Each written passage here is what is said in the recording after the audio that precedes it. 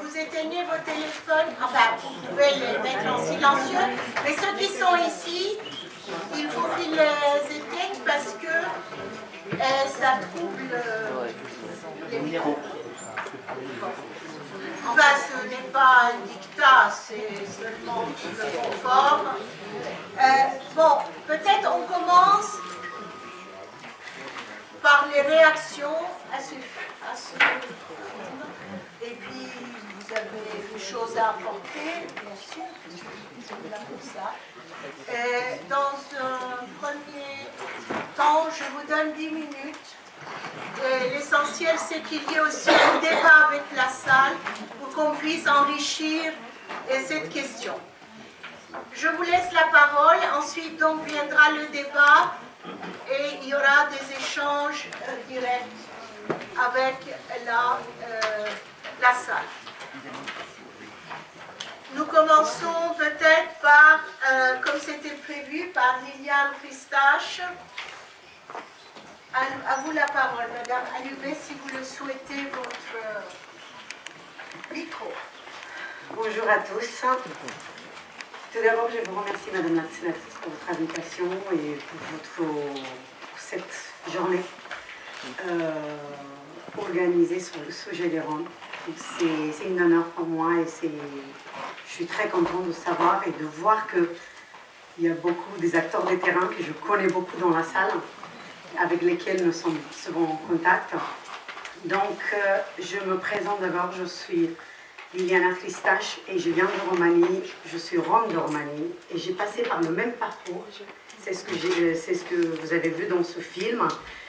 Donc j'ai vécu la mendicité, j'ai vécu les expulsions, le travail dur avec la ferraille, la police devant notre porte à 6 h du matin, 5 h du matin, nos expulsions sans nous demander pourquoi et sans nous laisser poser des questions et sans avoir aucune information de qu'est-ce qu'il va y avoir avec nous et qu'est-ce qui va se passer. Parfois, on avait peur qu'on va nous expulser directement en Roumanie. Parfois, on avait peur qu'on va nous emprisonner pour des raisons, je ne sais pas quoi. C'est ce qui s'est passé aussi pour mon mari.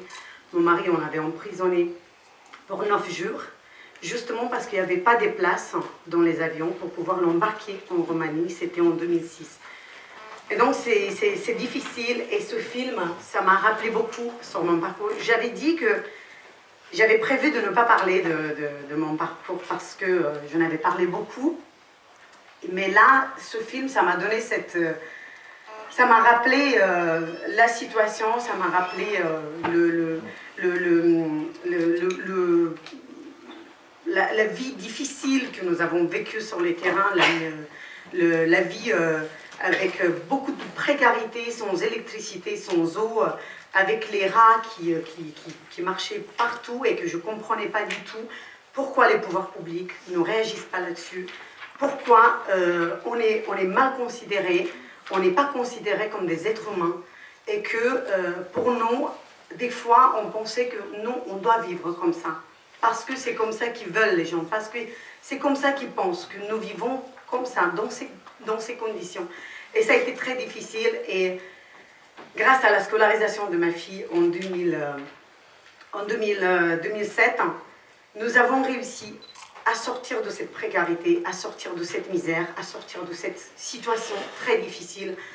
Et aujourd'hui, je suis fière d'être là et de vous parler de la situation des Roms et de défendre aussi la cause des Roms parce que ça m'a tellement touchée et ça m'a tellement marqué ces moments de vie que j'ai vécu sur les terrains alors que j'ai décidé un jour de monter ma propre association, l'association Rome Réussite, pour laquelle je travaille bénévolement et nous faisons l'accompagnement socio-professionnel des familles en difficulté qui sont sur des bidonvilles où il n'y a pas des engagements politiques, où il n'y a pas des opérateurs et des opérateurs avec des conventions avec les villes pour pouvoir faire bouger les choses.